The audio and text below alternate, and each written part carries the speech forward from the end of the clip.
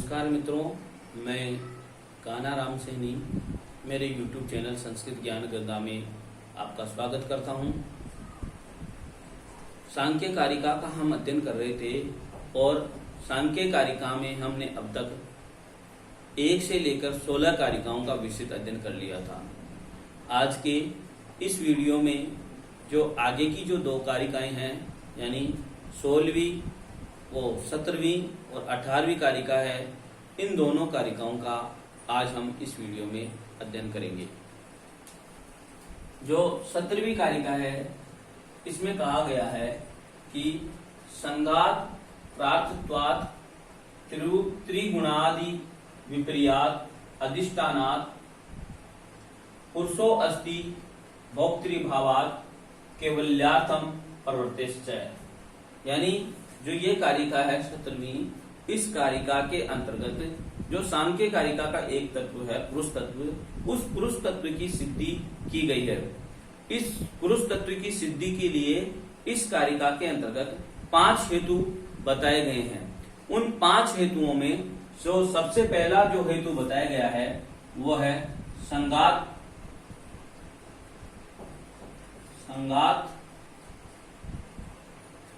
परार्थत्वात्। संगात परार्थत्वात्, इसका अर्थ है कि जो महत आदि जो संगात है वह प्रार्थक है। यानी ये जो महत आदि है, जो संगात है महत आदि का, वह प्रार्थक है, यानी किसी न किसी अन्य के लिए है। यानी जिस प्रकार से यदि हम उदाहरण लें तो कोई पर्यंक, यदि इस संसार में कोई पर्यंक बना है तो उसका उपभोक्ता कोई न कोई अन्य है। इस प्रकार ये जो पहला जो हेतु बताया गया है पुरुष तत्व की सिद्धि के लिए वो है संगात प्रार्थत्वात्। यानी जो महत आदि का जो संगात है वह सब प्रार्थ के लिए है।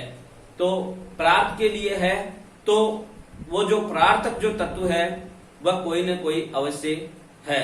इस प्रकार इसका अर्थ यदि हम देखें तो ऐसे है कि जैसे पर्यंक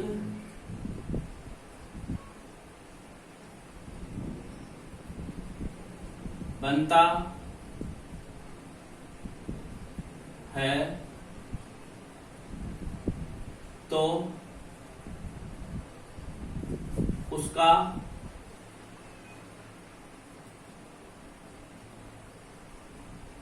उपभोक्ता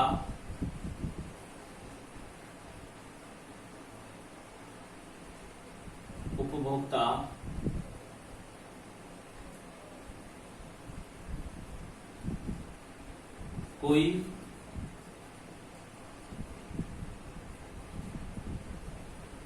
न कोई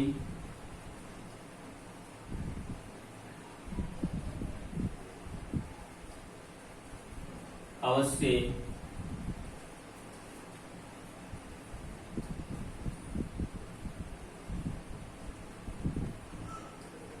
होता है।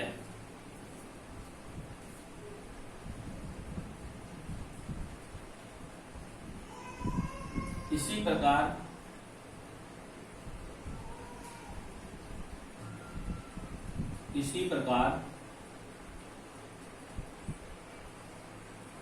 जो महत आदि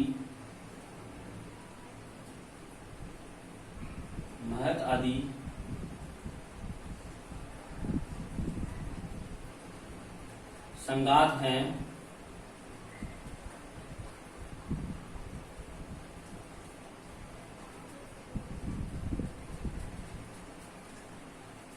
वे प्रार्थक हैं।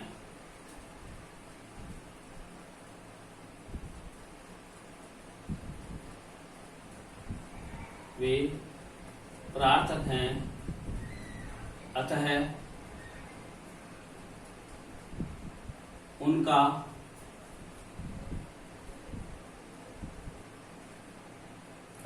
उनका कोई भोक्ता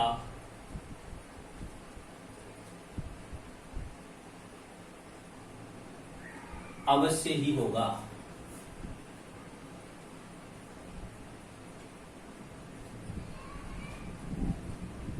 अवश्य ही होगा। इस प्रकार जो पुरुष तत्व है उसकी सिद्धि के लिए पहला हेतु दिया हुआ है संगात प्रार्थत्वात्, यानी जो महत आदि जो संगात है वो सब प्रार्थ के लिए है, किसी अन्य के लिए है। इस प्रकार इसके बाद में जो दूसरा पुरुष की सिद्धि के लिए जो हेतु दिया है वह है त्रिगुण्य विपर्यात्। त्रिगुणादि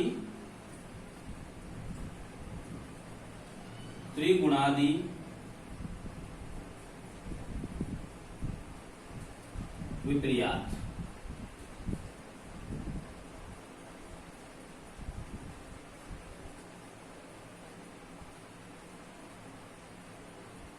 पूर्व की कारिका में हमने जो व्यक्त तत्व हैं और अव्यक्त तत्व हैं उन दोनों ही तत्वों में हमने कुछ गुणों के बारे में जाने थे। उनके गुणों के बारे में अविवेकी, त्रिगुणी, अविवेकी, विषय, परसोधर्मी आदि। तो उन गुणों से इसका पुरुष तत्व का विपर्य होने के कारण, यानी उन सभी गुणों का पुरुष तत्व में समावेश न होने के कारण इस जो दूसरा हेतु है यह भी त्रिगुणादि विपर्यात्, यह भी जो पुरुष तत्व है उसकी सिद्धि करता है। तो इसका अर्थ है त्रिगुण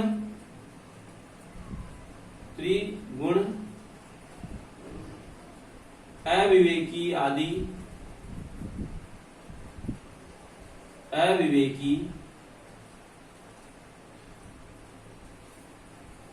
आदि गुणों से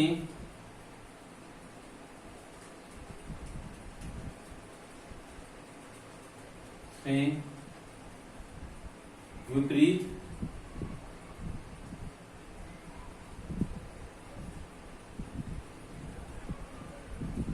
होने के कारण होने की ये जो त्रिगुण हैं अविवेकी आदि, इन अविवेकी आदि गुणों से विपरीत होने के कारण भी पुरुष तत्व की सिद्धि होती है। इसके बाद में जो तीसरा जो पुरुष तत्व की सिद्धि के लिए जो कारण दिया हुआ है वह दिया हुआ है अधिष्ठानात्।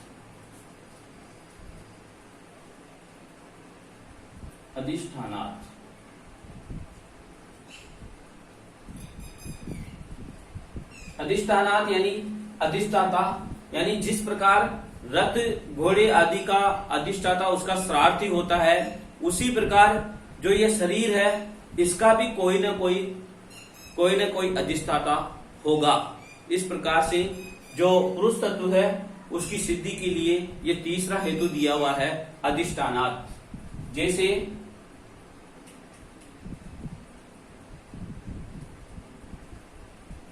रथ घोड़े आदि का अधिष्ठाता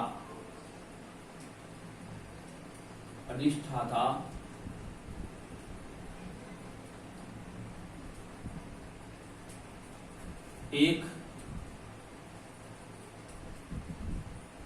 सारथी होता है,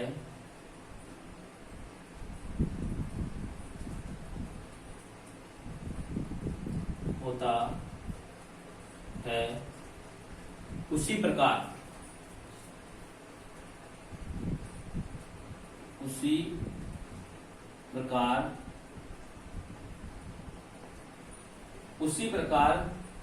शरीर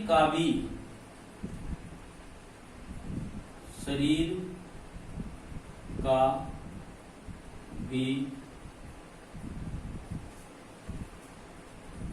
अधिष्ठाता अधिष्ठाता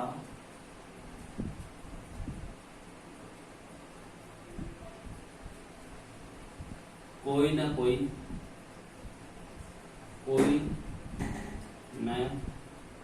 कोई अवश्य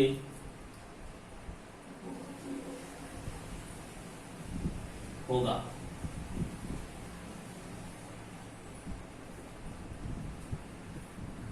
इस प्रकार जो तीसरा हेतु दिया हुआ है पुरुष तत्व की सिद्धि के लिए, वह हेतु है अधिष्ठानात्, यानी अधिष्ठाता अवश्य होगा। अधिष्ठाता के कारण, यानी जिस प्रकार रथ घोड़े आदि का अधिष्ठाता उसका सारथी होता है, उसी प्रकार ये जो हमारा जो शरीर है इसका भी अधिष्ठाता चलाने वाला कोई न कोई अवश्य होगा। इस प्रकार ये जो तीसरा जो हेतु है अधिष्ठानात्, इसके द्वारा भी सिद्ध होता है कि पुरुष नाम का कोई तत्व है। आगे जो चौथा जो दिया हुआ है पुरुष तत्व की सिद्धि के लिए हेतु, वह है भोक्तृभावात्।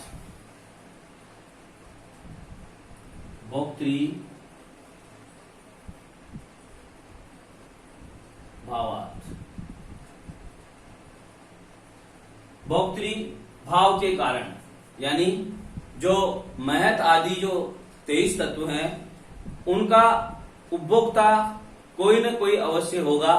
इससे भी यह सिद्ध होता है कि जो उपभोक्ता है वह जो पुरुष रूपी जो तत्व है वह ही उपभोक्ता होगा। इस प्रकार जो चौथा दिया हुआ है भोक्तृभावात्, इसका अर्थ है कि महत आदि पदार्थों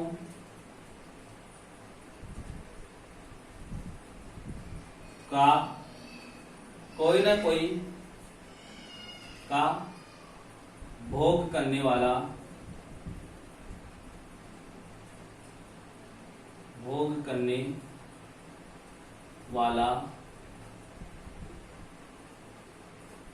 कोई ना कोई तत्व अवश्य है।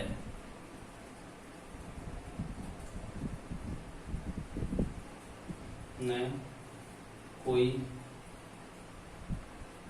तत्व अवश्य है।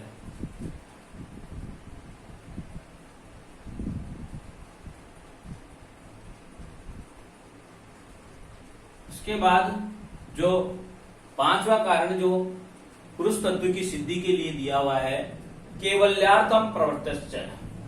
केवल्यार्थम प्रवृत्तिश्च,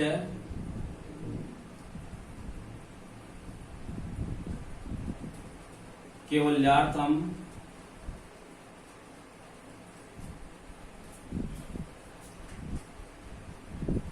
प्रवृत्ति।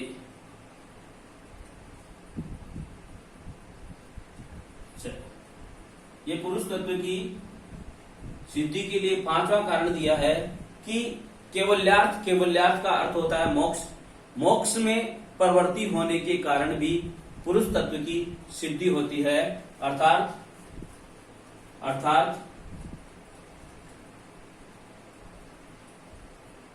केवल्य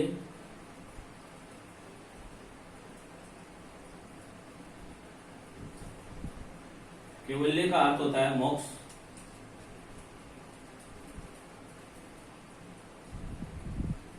में प्रवृत्त होने के कारण।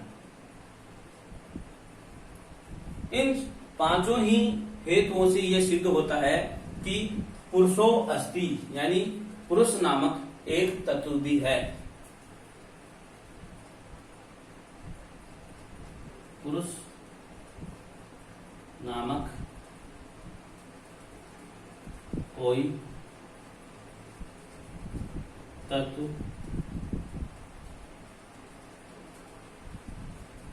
अवश्य है।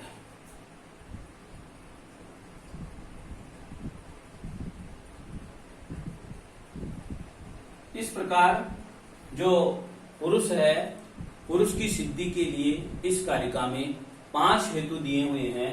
पहला हेतु है संगात प्रार्थत्वात्, दूसरा हेतु है त्रिगुणादि विपर्यात्, तीसरा हेतु है अधिष्ठानात्, चौथा हेतु है भोक्तृभावात् और 5वां हेतु है कैवल्यार्थम प्रवर्तेश्च। इस प्रकार इन 5 ही हेतुओं के द्वारा पुरुष की सिद्धि की गई है। उसके बाद जो 18वीं कारिका है जन्म मरण करणानाम प्रतिनियमात् अयुगपत् प्रवर्तेश्च, पुरुष बहुत्वम सिद्धम त्रिगुण्य विपर्यात् चैव। जो पुरुष तत्व है उसके बहुत्व की सिद्धि की गई है, यानी जो पुरुष है वो एक नहीं है, अनेक है। तो उसकी सिद्धि करने के लिए ये कारिका कही गई है कि पुरुष एक नहीं है, अनेक है। उसकी सिद्धि के लिए यहाँ पर 3 हेतु दिए हुए हैं। 3 हेतु दिए हुए हैं, उन तीनों ही हेतुओं का हम अर्थ समझते हैं। तो जो पहला हेतु दिया हुआ है पुरुष तत्व के अनेकत्व सिद्धि के लिए वो है जन्म मरण करणानाम प्रतिनियमात्। जो पहला हेतु दिया हुआ है वो है जनन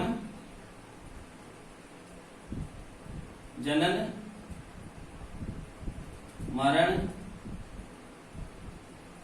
करणानाम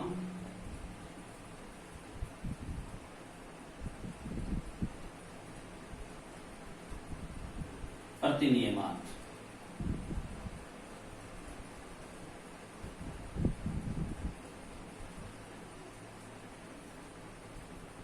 अर्थात जन्म मरण और करण, इनके ये सब प्रत्येक पुरुष के अलग अलग होने के कारण इस नियम से जो पुरुष तत्व है वह अनेक है ऐसा सिद्ध होता है। जैसे जो जन्म है जो पुरुष तत्व का अलग अलग होता है, और उसके बाद में मरण है वो भी अलग अलग होता है। जो समस्त जो पुरुष तत्व है वो एक साथ जन्म नहीं लेता है, एक साथ मृत्यु को प्राप्त नहीं होता है। और करण का अर्थ है इंद्रियां, और उनकी इंद्रियां भी एक साथ प्रवृत्त नहीं होती है। इस प्रकार से ये सिद्ध होता है कि जो पुरुष तत्व है वह एक नहीं अनेक है। तो इसका अर्थ है जन्म मरण करणानाम प्रतिनियमात्, अर्थात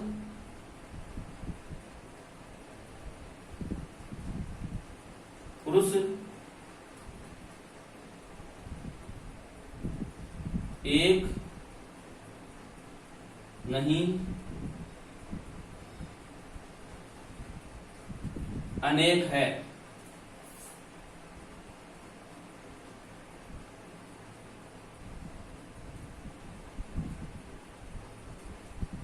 क्योंकि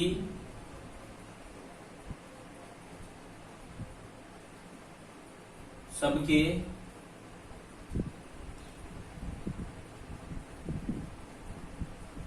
जन्म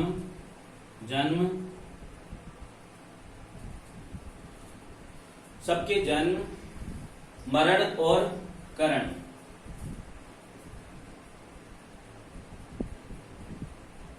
मरण और करण। करण का अर्थ होता है इंद्रियां।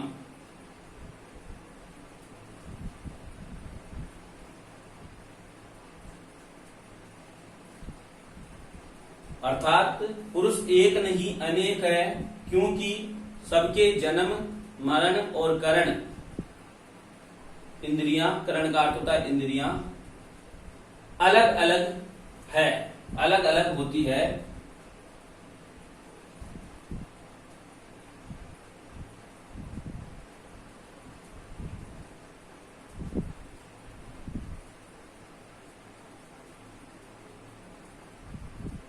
अलग अलग होती है।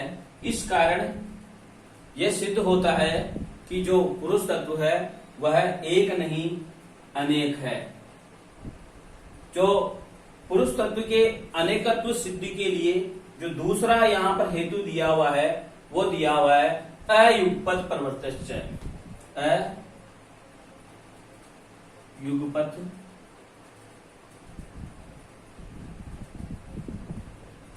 प्रवृत्तिश्च, अयुगपत प्रवृत्तिश्च।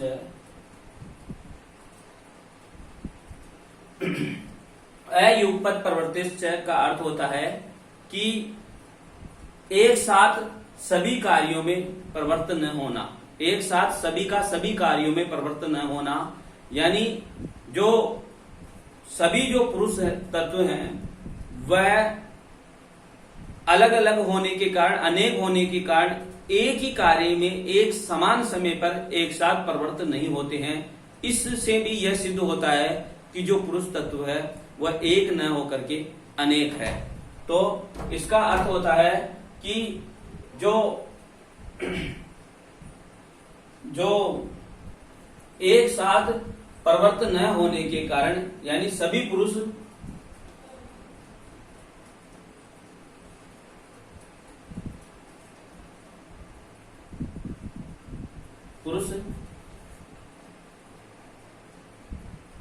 एक साथ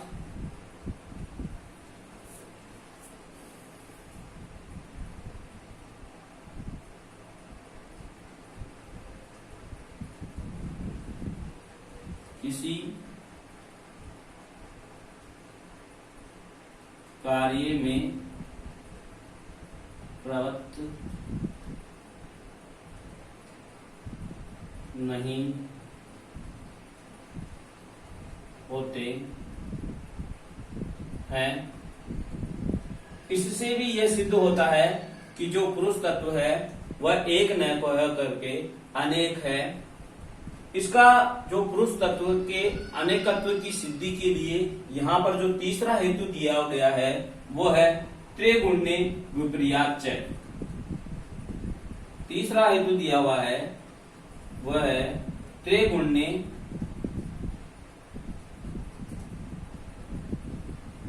विपर्यात। विपर्यात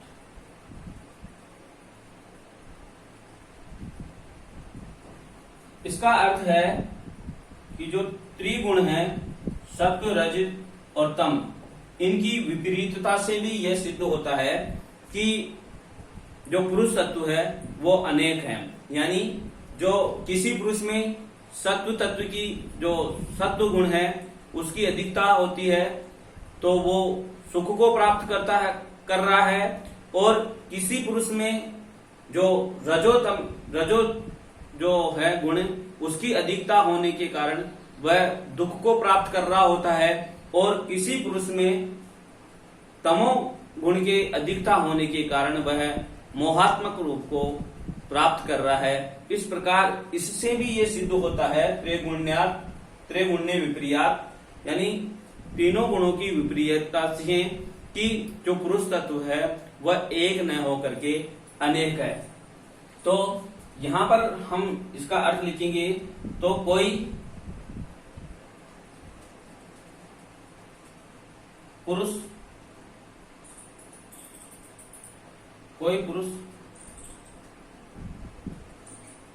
सत्व गुण की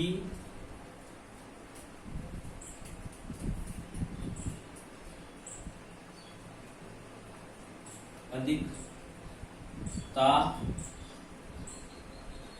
से सुख को प्राप्त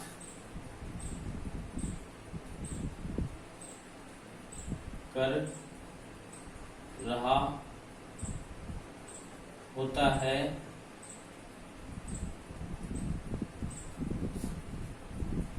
कोई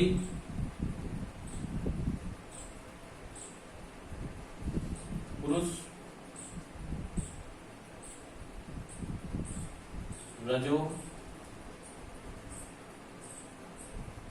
गुण की अधिकता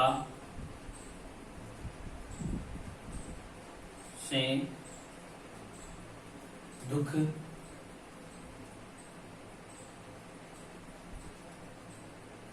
को प्राप्त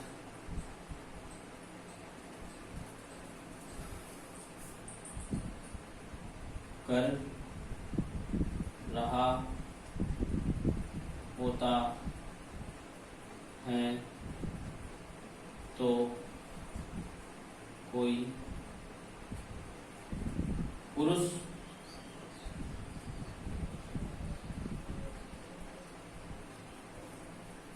तमो गुण की अधिकता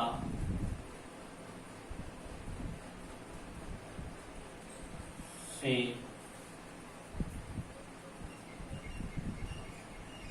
मोह को प्राप्त कर रहा होता है। इससे ये सिद्ध होता है कि पुरुष है, पुरुष बहुत्वम सिद्धम। इससे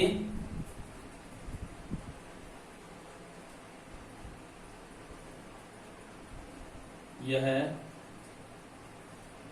सिद्ध